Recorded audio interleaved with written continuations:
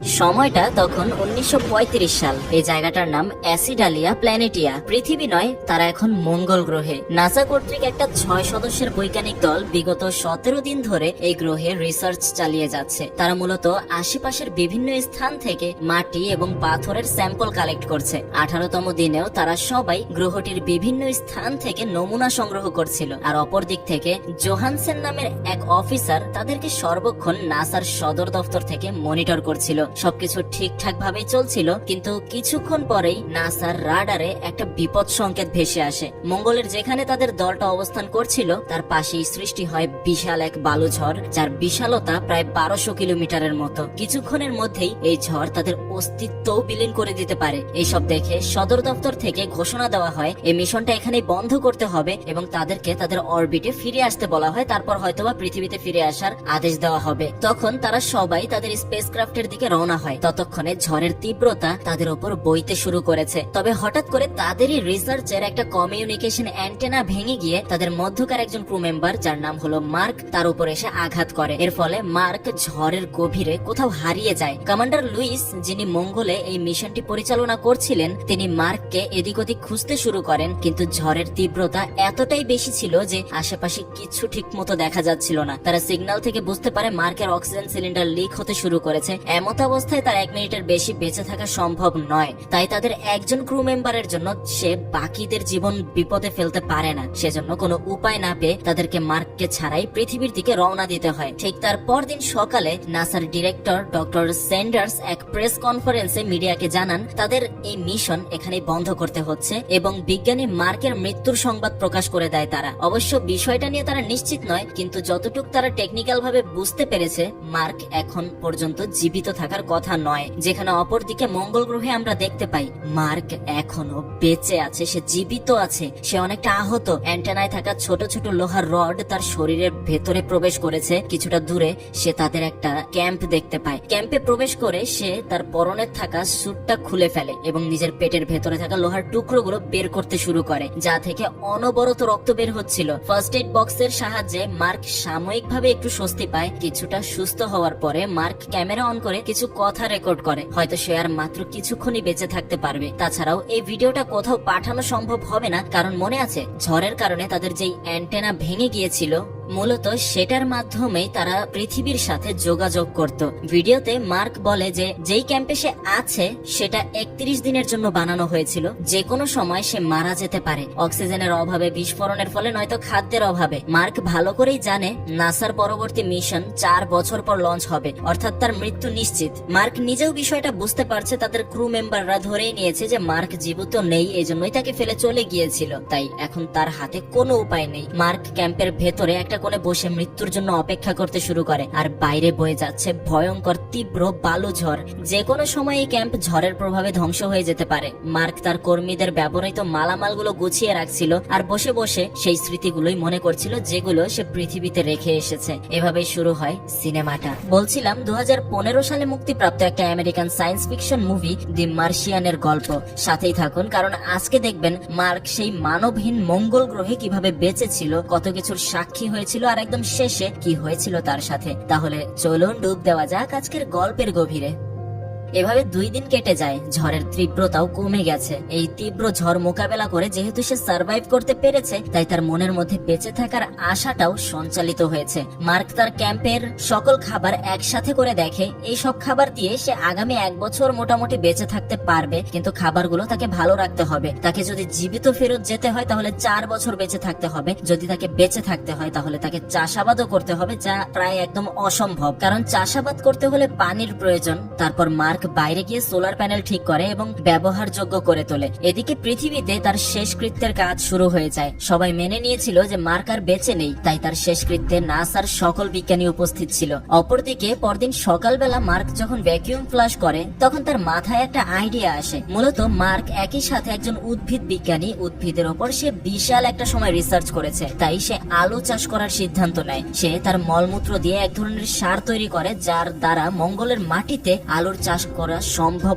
হলেও হতে পারে। এরপর মার্ক তার ক্যাম্পের মধ্যে একটা বড় জায়গা খালি করে ফেলে এবং চাষ করার জন্য ক্যাম্পের ভেতর একটা জায়গা নির্ধারণ করে। সেই জায়গাটাকে সম্পূর্ণ পলিথিন দিয়ে বেষ্টিত করে বাইরে থেকে মাটি এনে ভেতরে ভরাট করে এবং তার নিজের তৈরি করা সার দিয়ে চাষযোগ্য করে তোলে সেই মাটিকে। তার কাছে কিছু আলু ছিল খাবার হিসেবে, সেগুলো কেটে তা মাটিতে সে রোপণ করে দেয়। বেশ কয়েকটা দিন চলে যায়, তখন মার্ক প্রায় চিন্তিত হয়ে পড়ে, কারণ এখন তার কাছে নতুন আরো একটা সমস্যা এসেছে। আলু চাষ করার জন্য প্রচুর পানির প্রয়োজন। এই বালুর গ্রহতে যেখানে খাবার পানি পাওয়া যায় না, সেখানে সে কিভাবে চাষের জন্য পানি পাবে? কিছুদিন চিন্তা করার পর মার্কের মাথায় পানি তৈরির সলিউশন মাথায় আসে। সে জানতো হাইড্রোজেনের সাথে অক্সিজেন পোড়ালে তার থেকে পানি পাওয়া যায়, আর তাই সময় নষ্ট না করে হাইড্রোজেন পোড়ানোর একটা মেশিন সে তৈরি করে ফেলে। সেখানকার যন্ত্রাংশগুলো এবং বিভিন্ন উপাদানের মধ্যে সে হাইড্রোজেনের জোগাড় করে এবং ইথেন জোগাড় করে, যা হাইড্রোজেন ও নাইট্রোজেন দ্বারা তৈরি। মার্ক চাষ করার ক্যাম্পে ছোট একটা টেবিল রাখে এবং তার সাথে একটা টেন্ট তৈরি করে। টেন্টটা টেবিলের উপর ঝুলিয়ে দেওয়া হয়। তারপর টেবিলের উপর কিছু এরিডিয়াম ধাতু রেখে তার উপর একটা পাইপ দ্বারা হাইড্রোজেনের ফোঁটা ফেলা হয়। রেডিয়াম ধাতুর উপর হাইড্রোজেনের ফোঁটা পড়তেই নাইট্রোজেন এবং হাইড্রোজেন গ্যাস আলাদা হয়ে যায়।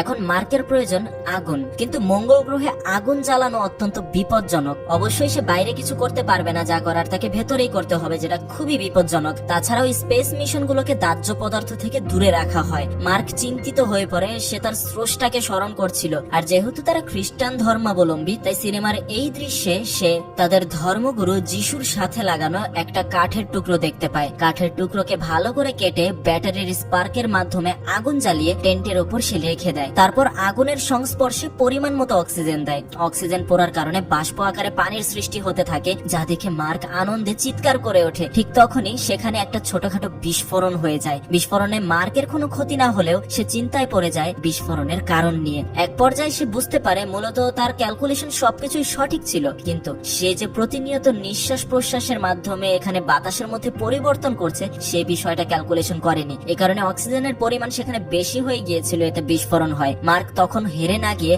আবার পুনরায় চেষ্টা করতে শুরু করে। আবারও সে সম্পূর্ণ সতর্কতা মেনে হেলমেট পরে বিষয়টি শুরু করে। সব ঠিকঠাক দেখে মার্ক তার চেম্বারে গিয়ে ঘুমিয়ে পড়ে। সকালে উঠে যখন মার্ক তার চাষের ক্যাম্পে যায়, সে দেখে আশেপাশের সব মাটি ভিজে আছে, অর্থাৎ সে সফল হয়েছে। অন্যদিকে নাসার সদর দপ্তরে ভিনসেন্ট কাপুর নামের একটা লোক নাসার ডিরেক্টর ডক্টর সেন্ডার্স এর সাথে দেখা করতে আসে। তিনি তাকে রিকোয়েস্ট করে আকাশে থাকা তাদের স্যাটেলাইট অ্যাসিডালিয়া প্ল্যানেটিয়াকে তাদের মিশন স্পটের দিকে ঘোরাতে, অর্থাৎ মঙ্গল গ্রহের দিকে ঘোরাতে। মঙ্গল গ্রহে অক্সিজেন খুবই কম মাত্রায় থাকার কারণে ওখানে লাশ পৌঁছবে না, তাই সে চাচ্ছিল মার্কের মৃতদেহ পৃথিবীতে ফিরিয়ে আনতে। কিন্তু ডক্টর সেন্ডার এতে রাজি হয় না, কারণ তার ভয় ছিল পুরো পৃথিবী যখন নাসার এই ব্যর্থতার চিত্র দেখতে পাবে, যা নাসার জন্য খুবই লজ্জাজনক। তাছাড়াও এ কারণে পৃথিবীতে মিশনে তাদের ফান্ড পেতেও অসুবিধা হবে। ভিনসেন্ট তাকে বোঝানোর চেষ্টা করে, যদি আমরা আমাদের নেক্সট মিশন মার্কের লাশ উদ্ধারের জন্য করি, তাহলে জনতার আমাদের প্রতি সিম্প্যাথি বেড়ে যাবে। এতে পরবর্তীতে রাজনৈতিক দলের থেকে আমরা ফান্ড নিতে পারবো। যা শুনে সেন্ডার্স কি বলবে বুঝতে না পেরে চুপ করে থাকে। এক ব্যর্থ প্রচেষ্টা নিয়ে সে নাসা থেকে বের হয়, কিন্তু হাল ছেড়ে দেয় না। টি স্যাটেলাইট স্পেশালিস্ট মিন্ডিকে ক্যামেরাগুলো ওই মিশন স্পটের দিকে ঘুরাতে বলে। তখনই সে কিছু অপ্রত্যাশিত মুভমেন্ট লক্ষ্য করে তাদের মিশন স্পটে, যা দেখে সে সাথে সাথে ভিনসেন্ট কাপুর ও নাসার মিডিয়া রিলেটেড কমান্ডার অ্যানিকে ডাক দেয়। তারা দেখতে পায় যেই সোলার প্যানেল সেই ঝড়ের কারণে ময়লা হয়েছিল, একদম ঢেকেছিল, সেটা আজ সম্পূর্ণ পরিষ্কার। অবশ্য খুবই ঘোলা দেখা যাচ্ছে বিষয়টা, কিন্তু বোঝা যাচ্ছে কোনো পরিবর্তন অবশ্যই এখানে হয়েছে এবং সেই সোলার প্যানেল এখন ব্যবহৃতও হচ্ছে, যার সাথে সাথে রবার্টি ও তার আগের জায়গায় নেই। এই মুভমেন্ট দেখে তারা শিওর হয়ে যায় মার্ক এখনো বেঁচে আছে। মার্ক সেই ইকুইপমেন্ট গুলো নতুন করে ব্যবহারের উপযোগী করে তুলেছে। নাসা থেকে শক্তভাবে নির্দেশনা দেওয়া হয় মঙ্গল গ্রহ থেকে ফিরে আসা ওই স্পেসক্রাফটে যাতে কোনোভাবেই মার্কের বেঁচে থাকার খবর না পৌঁছায়, কারণ এতে তারা মানসিকভাবে আরো ভেঙে পড়বে। মূলত সেই ঝড়ের পরে যারা পৃথিবীর থেকে ফেরত আসছিল, তারা এখনো পৃথিবীতে ফেরত আসতে পারেনি। তারা অর্ধেক রাস্তাও পার হতে পারেনি। পৃথিবীতে আসতে তাদের প্রায় 6 মাসের মতো সময় লেগে যাবে। সেজন্যই সেখানে নির্দেশনা দেওয়া হচ্ছিল যেন কোনোভাবেই তাদের কাছে এই খবর না পৌঁছায়, কারণ এতে করে তারা মার্ককে বাঁচাতে আবারও ফেরত চলে যাওয়ার একটা সিদ্ধান্ত নিতে পারে, যেটা অবশ্যই আরো খারাপ হবে। এতে করে অন্যান্য ক্রু মেম্বাররাও বিপদে পড়তে পারে। মার্কের এই অবস্থার জন্য তারা নিজেদেরকে দায়ী মনে করবে। তাছাড়া এরকম পরিস্থিতিতে আবেগের বশবর্তী হয়ে যে কোনো ভুল সিদ্ধান্ত তারা প্রত্যেকে নিতে পারে। তারা মার্ককে রেস্কিউ করার জন্য একটা মিশনের পরিকল্পনা করে, যেটা তাদেরকে না জানিয়ে করা হবে। কিন্তু এই মিশনটা পরিচালনা করতে তাদের আরো 4 বছর সময় লাগবে। সেজন্য তারা সিদ্ধান্ত নেয় মার্কের বেঁচে থাকার জন্য খাদ্য এবং প্রয়োজনীয় দ্রব্য সহকারে একটা স্পেসশিপ সেখানে পাঠাবে। কিন্তু এই স্পেসশিপ পাঠাতে তাদের আরো 9 মাসের মতো সময় লাগবে। মার্ককে যে করেই হোক সেখানে 9 মাস সার্ভাইভ করতে হবে। কিন্তু মার্ক এই সকল বিষয়ে এখনো কিচ্ছু জানে না যে পৃথিবীবাসী তার সম্পর্কে জেনে গিয়েছে। সেন্ডার্স জেবিএল নামের একটা কোম্পানির কাছে তারা যায় যেটা নাসার জন্য স্পেসশিপ তৈরি করে। তিনি তাদেরকে 3 মাসের সময় দিয়ে একটা স্পেসশিপ তৈরি করতে বলে, তার মাধ্যমে মার্কের কাছে খাদ্য ও প্রয়োজনীয় দ্রব্য পাঠানো হবে। জেবিএল এর ডিরেক্টর ব্রুস তাকে জানায় এই কাজ শেষ করতে তাদের কমপক্ষে 6 মাস লাগতে পারে। সেন্ডার্স তাকে রাত দিন কাজ করার পরামর্শ দেয় এবং বলে যে কোনো মূল্যে তাকে স্পেসশিপটা তৈরি করে দিতে। তাদের পরিকল্পনা ছিল এই স্পেসশিপের মধ্যে আগামী 4 বছর বেঁচে থাকার জন্য খাদ্য এবং প্রয়োজনীয় দ্রব্য পাঠাবে, যাতে করে সে আগামী 4 বছর বেঁচে থাকতে পারে। আর সেখানে থেকেই মার্ক এই স্পেস মিশনটা পরিচালনা করবে। এতে তাদের মিশনে আরো সাফল্যের দিকটা বেড়ে যাবে। ভিনসেন্ট দ্বিতীয়বার প্রেস কনফারেন্সে মার্কের বেঁচে থাকার খবর প্রকাশ করে এবং মার্কের সাথে যোগাযোগ করার প্রচেষ্টার কথা জানায়। জনগণকে আরো বলে তারা মার্ককে জীবিত উদ্ধার করে নিয়ে আসবে, যা সেন্ডার্স এর কাছে দুঃস্বপ্নের মতোই লাগছিল তখন। তারপরও নাসা কোনো সুযোগ হাতছাড়া করতে চাচ্ছিল না। এভাবেই বেশ অনেক দিন কেটে যায়। এখন পর্যন্ত নাসা মার্কের সাথে কোনো প্রকার যোগাযোগ স্থাপন করতে সফল হয়নি। আর অপরদিকে মঙ্গল গ্রহে মার্ক যখন চাষ করার স্থানে যায় তখন সে দেখে একটা আলুর ছড়া মাটি ভেদ করে অঙ্কুরিত হয়েছে, যা দেখে মার্কের বেঁচে থাকার প্রদীপ জ্বেলে ওঠে। মার্ক এমন ভাবে চারাটির দিকে তাকিয়েছিল যেন সদ্য বাবা হওয়া একজন লোক তার নবজাতক সন্তানকে দেখছে। রাতের বেলা মার্ক হিসাব করে বের করে নাসার পরবর্তী মিশন এখান থেকে প্রায় 3200 কিলোমিটার দূরে করা হবে। তাকে যদি জীবিত ফেরত যেতে হয় তাহলে তাকে এই 4 বছরের ভেতরে দূরত্ব অতিক্রম করে সেখানে কোনোভাবেই হোক পৌঁছাতেই হবে। মার্কের কাছে এখন যে রোভার যান রয়েছে তা ঘন্টায় 35 কিলোমিটার পর্যন্ত যেতে পারে। এরপরের ব্যাটারি পুনরায় চার্জ দিতে হবে। এমন করে চলতে থাকলে তাকে তার গন্তব্যে যেতে কমপক্ষে 52 দিন সময় লাগবে। মার্ক সময় নষ্ট না করে একটা রোভার যান থেকে ব্যাটারি খুলে তার নিজের রোভার যানে লাগিয়ে দেয় এবং অপ্রয়োজনীয় সকল যন্ত্রপাতি ফেলে দেয়, যাতে একবার চার্জ দিয়ে দীর্ঘ সময় চলা যেতে পারে। রোভার যানটি দিয়ে দিনের বেলা চলাফেরা করা গেলেও রাতের বেলা চলাফেরা করা যায় না, কারণ রাতে মঙ্গলে হাড় হিম করা ঠান্ডা পড়ে আর সেখানে সোলার পাওয়ার ব্যবহার করাও সম্ভব নয়। রাতে সে সোলার শক্তি কোথায় পাবে? আর সেখানে রাতের বেলায় -16 ডিগ্রি পর্যন্ত তাপমাত্রা নেমে যায়। এই সমস্যা থেকে বাঁচার জন্য সে একটা নিউক্লিয়ার ব্যাটারির ব্যবস্থা করে, যেটা মঙ্গলে নামার পরে তারা মাটির ভিতর পুঁতে রেখেছিল, কারণ যদি কোনো কারণে ব্যাটারিতে কোনো আঘাত আসে তাহলে ব্যাটারি থেকে নির্গত রেডিয়েশনের ফলে তারা সবাই মারা যাবে।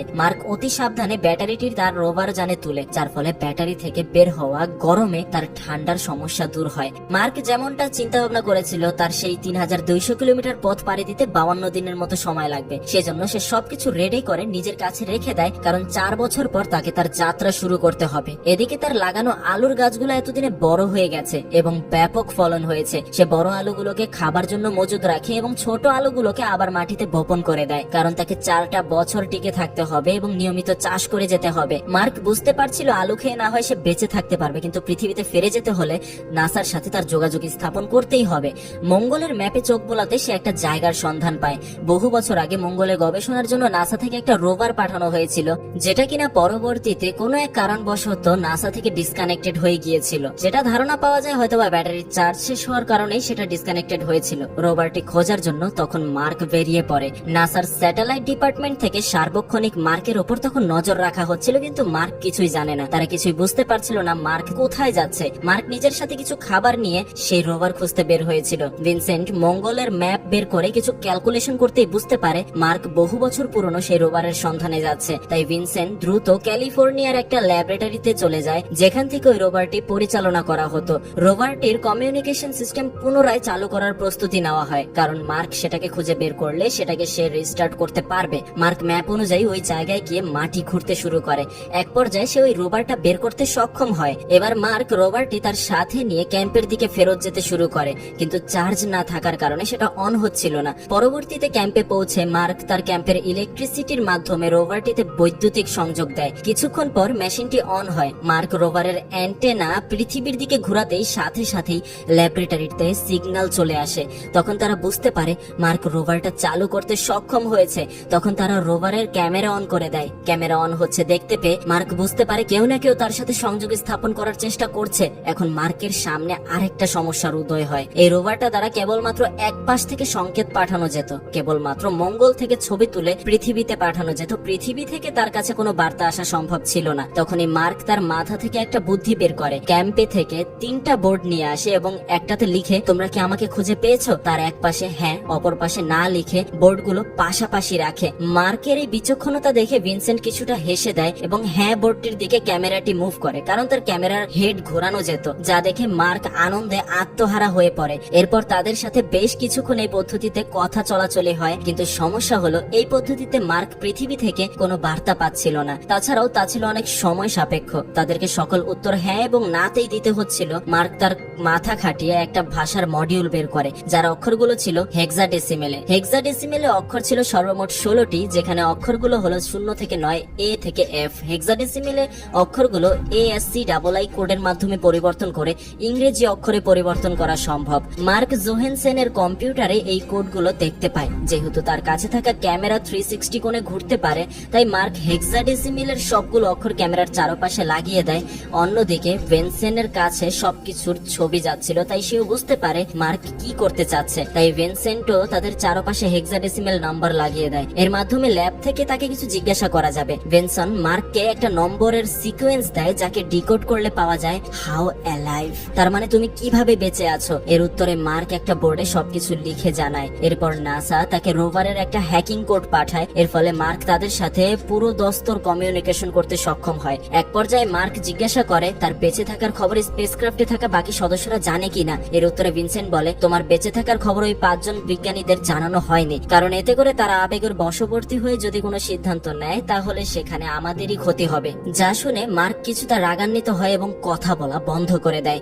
মঙ্গল থেকে স্পেসক্রাফটটি যাত্রা শুরু করছিল, তা আজ 4 মাস হলো। হঠাৎ করে স্পেসক্রাফটের ভিডিও বার্তা আসে। মিস হেন্ডারসন নামের একজন নাসা বিজ্ঞানী তাদেরকে একটা ভিডিও বার্তায় বলে তাদের সহকারী মার্ক এখনো বেঁচে আছে। এই খবরটা জানতে পেরে সবাই অনেক হতাশ হয়ে পড়ে, কারণ তাদের একজন সহকারীকে তারা রেখে কাপুরুষের মতো তারা পালিয়ে এসেছে। কিন্তু এই মুহূর্তে তাদের কিছু করার নেই, কারণ তাদের স্পেসক্রাফট এখন মঙ্গলের পুরোপুরি বিপরীত দিকে। তারা এখন পৃথিবীর ভূপৃষ্ঠের দিকেই এগিয়ে যাচ্ছে। চাইলেও তারা আর মঙ্গলে ফেরত যেতে পারবে না, তাই সবাই আবেগী হয়ে কান্না শুরু করে। এদিকে মার্ক তখন বাহির থেকে তার কাজ শেষ করে ক্যাম্পের ভেতর প্রবেশ করে। তখন এয়ারলক বিস্ফোরিত হয়, কারণ এর ক্যাম্পটি 30 দিন সার্ভাইভ করার জন্যই তৈরি করা হয়েছিল, যার কারণে এক পাশে ব্লাস্ট হয়। এতে আলুর ক্যাম্পটা নষ্ট হয়ে যায়। এখানে আর কোনো প্রকার চাষাবাদ করা সম্ভব নয়, জায়গাটা সম্পূর্ণভাবে ডিস্ট্রয় হয়ে গিয়েছে। এই ঘটনায় মার্ক খুবই ভেঙে পড়ে, কারণ তার খাদ্যের একমাত্র যোগান ছিল এই চাষাবাদ। বিস্ফোরণের কথা সে ভিনসেন্টকে জানায়। ভিনসেন্ট তাকে পরামর্শ দেয় একদিনের খাবার যেন সে 3 দিনে খায়। এর ফলে তার কাছে থাকা অবশিষ্ট খাবার শেষ হওয়ার আগে নাসা তার কাছে খাদ্য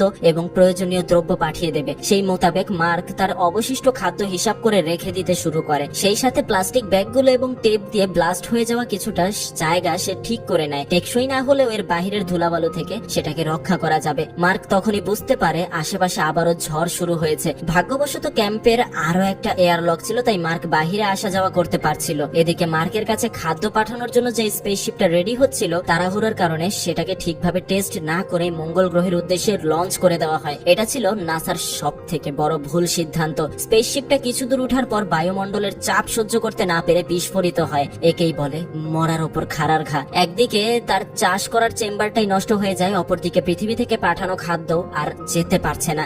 এই ঘটনার পর মার্ক সম্পূর্ণরূপে হতাশ হয়ে পড়ে। কি করবে ভেবে না পেয়ে স্পেসক্রাফটের কমান্ডার লুইসের কাছে একটা বার্তা পাঠায়। সেখানে সে বলে আমার এই শেষ কথাগুলো আমার পরিবারের কাছে পৌঁছে দিও। তারপরও সে হাল ছেড়ে না দিয়ে কিছু করার চেষ্টা করে। জনমানবহীন এই গ্রহে, যেখানে নাকি কিচ্ছু জন্মায় না, এমন একটা জায়গায় সেখানে সে আর কি করবে। নাসার ব্যর্থতার পর সাহায্যের হাত বাড়িয়ে দেয় চায়না ন্যাশনাল স্পেস অ্যাডমিনিস্ট্রেশন থেকে জানানো হয় তারা খাদ্য ও স্পেসশিপ দিয়ে সাহায্য করতে প্রস্তুত। আসলে তারা সাহায্যের আড়ালে পুরো পৃথিবীকে তাদের প্রযুক্তিগত শক্তির কথা জানান দিতে চাচ্ছিল। চায়নার কাছে অলরেডি একটা স্পেসশিপ তৈরি করা ছিল, যার নাম ডাই ইয়াংসেন, যা সর্বোচ্চ উন্নত প্রযুক্তি দিয়ে বানানো। CNSA থেকে নাসার সাথে যোগাযোগ করার চেষ্টা করে। নাসাও তাদের সম্মতি দিয়ে একসাথে কাজ করার জন্য আগ্রহ প্রকাশ করে। দুই পক্ষ মিলেই স্পেসশিপ মঙ্গলে পাঠানোর প্রস্তুতি নিচ্ছিল। তখন রিচ পার্লেন নামের একজন বিজ্ঞানী নাসার অথরিটির কাছে একটা প্রস্তাব নিয়ে যায়। সে একটা উপায় বের করেছে যার মাধ্যমে অল্প খরচে মার্কের কাছে খাদ্য সরবরাহ করা সম্ভব। এই মুহূর্তে যে স্পেসক্রাফটটা পৃথিবীর দিকে এগিয়ে আসছে, সেটাকে কাজে লাগিয়ে পুনরায় আবার মঙ্গলে পাঠানো হবে। স্পেসক্রাফটটা যখন পৃথিবীর কাছাকাছি চলে আসবে, তখন এর গতি বাহ্যিকভাবে বৃদ্ধি করে দেওয়া হবে। স্পেসক্রাফটটি পৃথিবীর অভিকর্ষ ত্বরণের বিপরীতে চলে যাবে এবং পুনরায় মঙ্গলের দিকে অগ্রসর হতে থাকবে। এবং সেই সময় একটা খাদ্য বোঝাইকৃত মেব তার সাথে যুক্ত করে দেওয়া হবে। মঙ্গলের কাছাকাছি এলে মেবটি নিচে ফেলে দেওয়া হবে এবং তারা পুনরায় পৃথিবীতে চলে আসবে। কারণ একবার মঙ্গলে ল্যান্ড করলে জ্বালানির অভাবে আর পৃথিবীতে ফিরে আসা সম্ভব নয়। তাই মরিচের ধারণা এটাই সবচেয়ে সহজ উপায় খাদ্য সরবরাহ করার জন্য। কিন্তু ডক্টর সেন্ডার্স এই পরিকল্পনাটি প্রত্যাখ্যান করে দেয়। রিচের এই পরিকল্পনাটি তারা কেউ কোনো গুরুত্ব দেয় চায় না, একজনকে বাঁচাতে গিয়ে বাকি 5 জনের জীবন ঝুঁকিতে ফেলার মতো বোকামি তারা করতে চায় না। বাকি 5 জন এই বিষয়টার সাথে যুক্ত হলে তাদের জীবনের বেশ ঝুঁকি হতে পারে। এদিকে মার্ক যে গবেষণার জন্য মঙ্গলে এসেছিল তা সে একাই করতে শুরু করে দেয়। এক পর্যায়ে একাই সে গবেষণা সফলতার সাথে সমাপ্ত করে। অন্যদিকে রিচ নাসার থেকে বেরিয়ে যায়। ভিনসেন্টো সেন্ডার্স সে কক্ষে বসে মিটিং করছিল, আর একজন বিজ্ঞানী ছিল যার নাম হলো মিচ। মিচের যুক্তি সিদ্ধান্ত কেবলমাত্র কমান্ডার লুইসের কাছে তারা মঙ্গলে ফেরত যাবে নাকি পৃথিবীতে ফিরে আসবে। মিচ তার চাকরির মায়া না করে রিচের সম্পূর্ণ প্ল্যান ইমেইলের মাধ্যমে লুইসকে জানায়। প্ল্যানটি শুনে তারা কিছুটা দ্বিধাদ্বন্দ্বে পড়ে যায়, কারণ এই মিশনে নাসার কোনো সমর্থন থাকবে না, আর তারা যদি নাসাকে না জানিয়ে কোনো কিছু করে তাহলে সেটা নাসার নিয়ম বহির্ভূত কাজ হবে। তারপরও আলোচনার মাধ্যমে সিদ্ধান্ত নেয় তারা মার্কের কাছে ফিরে যাবে। এই সিদ্ধান্তটা অনেকটা মৃত্যুকে আলিঙ্গন করে নেওয়ার মতো, কারণ আবার মঙ্গলে ফিরে গেলে আগামী 900 দিন তাদেরকে মহাকাশে থাকতে হবে। তাছাড়াও একটু ভুল হলেই তারা সবাই মারা যাবে। তবুও তারা প্রতিজ্ঞাবদ্ধ হয়। স্পেসক্রাফট থেকে মার্কের সাথে যোগাযোগ করা হয়। লুইস তাকে সমস্ত প্ল্যান সম্পর্কে জানায়। মার্ক তখন প্ল্যানে কিছুটা পরিবর্তন আনে। মার্ক বলে মঙ্গলে তারা একটা এক্সট্রা ম্যাপ রেখে দিয়েছিল। স্পেসক্রাফট যখন মঙ্গলের অরবিটে ঢুকবে তখন সে ম্যাপটি নিয়ে স্পেসক্রাফটের কাছাকাছি চলে আসবে। তখন স্পেসক্রাফটের সাথে ম্যাপটিকে সংযুক্ত করা হবে।